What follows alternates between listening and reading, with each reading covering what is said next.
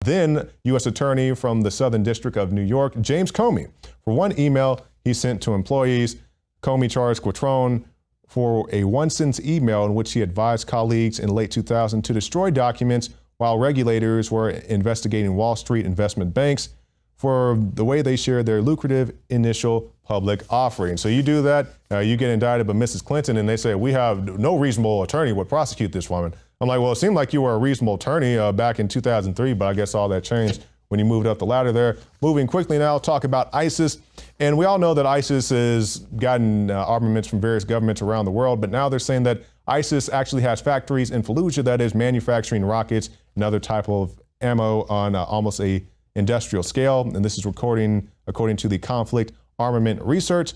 They said effective organization and strict division of labor has allowed Islamic State forces to manufacture improvised weapons on a quasi-industrial scale. And they document things I just referenced there, the rockets, bombs, and other things. And quickly to wrap up, talking about ISIS, talk about Fallujah and the whole thing's going on there. Tony Blair said he expresses more sorrow, regret, and apology than you can ever believe when it talks about his decisions concerning Iraq back in 2003. The former prime minister called a press conference to respond to the report, stating with an emotional statement that he accepted full responsibility without exception or excuse. So that's just one of the things going on in the world right now. Stay tuned after this break to the INFOWARS Nightly News for more special reports. Although there is evidence of potential violations of the statutes regarding the handling of classified information, our judgment is that no reasonable prosecutor would bring such a case. Zero Hedge has stated, what is shocking is that the FBI director was clearly ignoring the U.S. Code itself, where in Section 793, subsection F, gathering, transmitting, or losing defense information, it makes it quite clear that intent is not a key consideration. In a case like this, when deciding to press charges, the U.S. Code goes as follows. Whoever being entrusted with or having lawful possession or control of any document, writing, code book, signal book, sketch, photograph, photographic negative, blueprint, plan, map, model, instrument, appliance, note, or information relating to the national defense, 1, through gross negligence permits the same to be removed from its proper place of custody or delivered to anyone in violation of his or her trust, or to be lost, stolen, abstracted, or destroyed, or 2, having knowledge that the same has been illegally removed from its proper place of custody or delivered to anyone in violation of its trust, or lost, or stolen, abstracted, or destroyed, and fails to make prompt report of such loss, theft, abstraction, or destruction to his or her superior officer, shall be fined under this title or imprisoned not more than 10 years or both. Then Comey said this. In looking back at our investigations into the mishandling or removal of classified information, we cannot find a case that would support bringing criminal charges on these facts.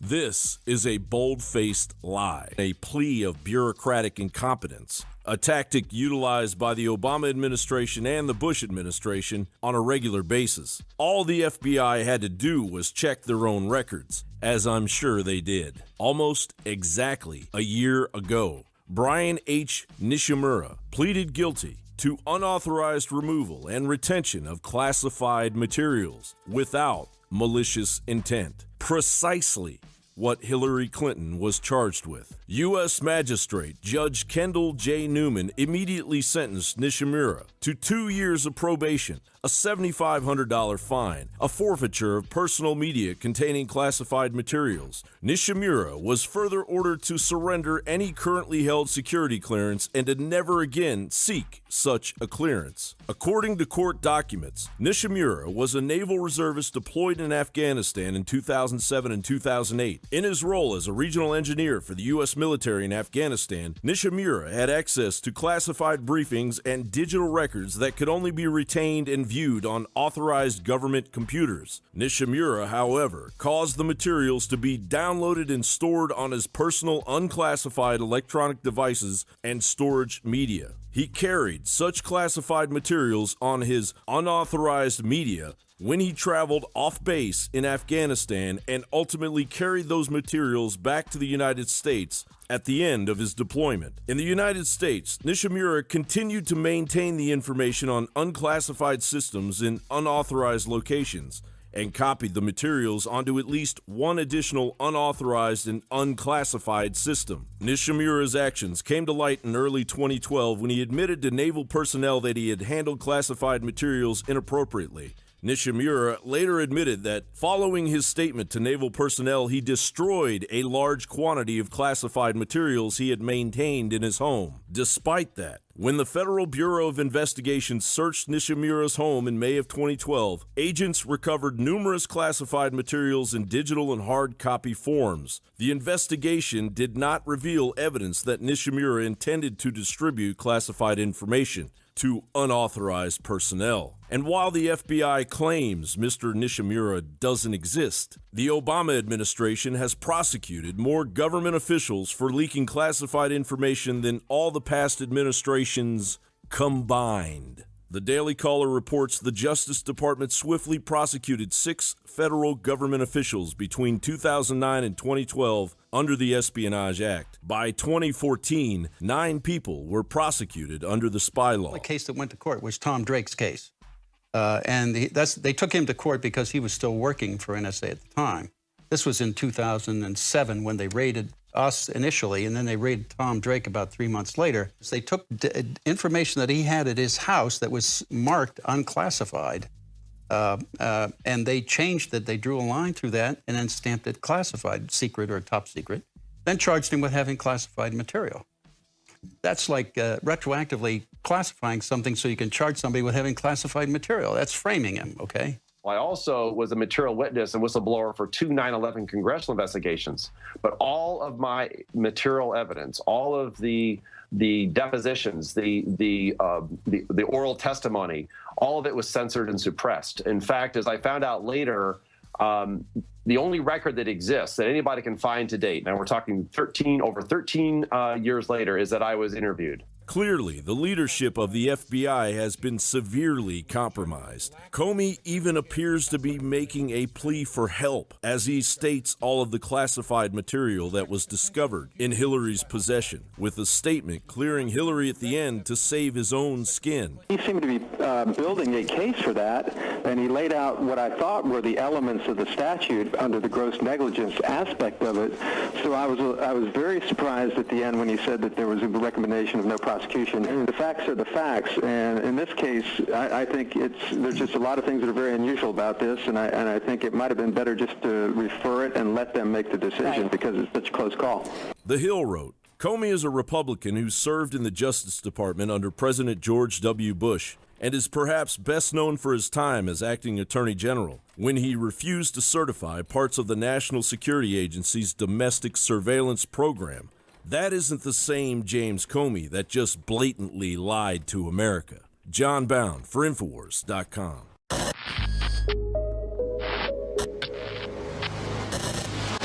So if you're just now viewing this, we just got out of federal custody, detention, whatever you want to call it. We've been there for 2 hours. We actually contacted the local state police, and they took us back to the border to go pick up our camera equipment from earlier that we had left on a couple trees to film illegals coming in over the Rio Grande River. And there's 0 signs up that says no trespassing, anything like that to that nature. There's just one that says state land. That's it. There's no signs. And we ride down there with a friggin' state police officer. And then we're met by Border Patrol. And both of them tell us we're fine to be there. And we're standing in front of one of our cameras. We show them where we set it up. We're talking for a while. And the Border Patrol guy is like, cool, man. Ride around. If you need anything, let me know. Call us back if you need us. So we're like, all right, we're going to drive back down this way, go check on our other camera really quick and see what's going on. And Zimmerman and I get out of the vehicle, and we start doing a stand-up report, talking about what we're doing out here, what's going on. I'm on Periscope Live right now, the INFOWARS one. And as you can see... Hello? Hello? Hi. How'd you guys enjoy that encounter? Detained by feds. Fucking sucks. It's always standing there filming, and we're maybe go have some dinner. I don't know. Hang out for a minute. Come back later when the sun starts to go down like we did last night. And before we know it, two state wildlife fish refugee people or whatever pull up, detain us, and then we had to sit up and wait on another federal agent to come in who is a federal state and wildlife officer. They took my two firearms, my two Springfield 1911s. They took Zimmerman's gun, a Springfield XD that he had holstered. He has his concealed carry permit and open carry, all that on him. I left mine in the car. And so we're being questioned for being out there. And our whole thing is like, hey, man, the police just escorted us out here. And literally they sent us down there and then left and screwed us over. And now the federal agents detained us we've been standing out in the freaking sun for the last 2 hours being questioned about stuff. Do what? So hot. Yeah. So hot. Oh, it's like 100 degrees outside, and like everybody's on the verge of about ready to throw up because we have no water. Luckily, towards the end, at the end of the ordeal, they finally gave us some water. And then we had to pay them right there on our cell phones. $690 altogether for us. And then he gave us our guns back. But I mean, you know, we had questions like, all right, if we pay this, does that mean that we're saying we're guilty for something? Is this going to affect us down the road? Not even a $230 fine for Hillary. The globalists have controlled the mainstream media for a long time, but now they're expanding and making the weaponization even more vicious and deceptive. All the major networks are state-run. We are partnering this year with the NFL. The NFL has become a political weapon against the Second Amendment and pushes Obamacare. MSNBC tells us that our children belong to the state. We have to break through our kind of private idea that kids belong to their parents or kids belong to their families and recognize that kids belong to whole communities. It is more important than ever to realize that we are not the alternative media. We are the true media. The establishment dinosaur press is dying. We are in an information war, and we are losing that war. Join us at InfoWarsNews.com and PrisonPlanet.tv. And I want to catch up on what's going on politically with the Veep stakes. Of course, we've had Newt Gingrich speaking with Donald Trump today. We had Joni Ernst and Governor Pence meet with him over the weekend.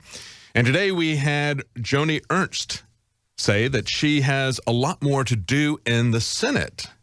And quite frankly, I think that's good news, as long as she can't do what she wants to do. Because as I tweeted out over the weekend, as Donald Trump was talking about meeting with her, I tweeted out something she put out a year ago. Senator Joni Ernst, who was a brand new senator at the time, said, "I am pleased that TPA is one step closer to implementation." TPA, of course, is the Trade Promotion Authority. And understand, it's not simply about the TPP or the TTIP, the transatlantic, the trans-Pacific, quote-unquote, partnerships. They're really treaties, folks. And I cannot believe that a senator doesn't know that these are treaties, doesn't know and doesn't care that there is a process for ratifying treaties in the Constitution. But of course, the majority of senators, virtually all of them, and the vast majority of the House, the majority of Republicans in both houses, voted to ignore the constitutional process that they are bound to follow and said, we're not going to follow that. We're not going to have 2/3 of the senators vote on these trade treaties. Instead, what we're going to do is negotiate them in secret with corporate lawyers, and then we're going to put it up to a majority vote in both houses. We're not going to allow any amendments. We're not going to allow any debates.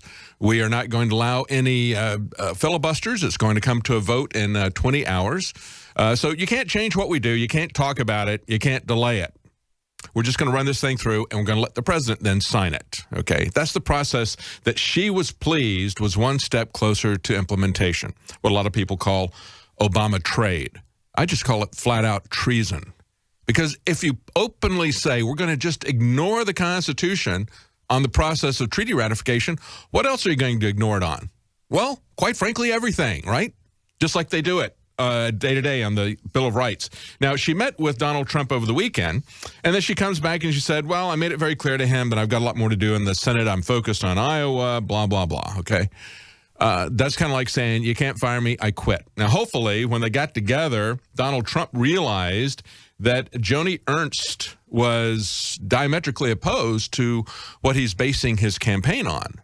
And that is, she wants to have the TPP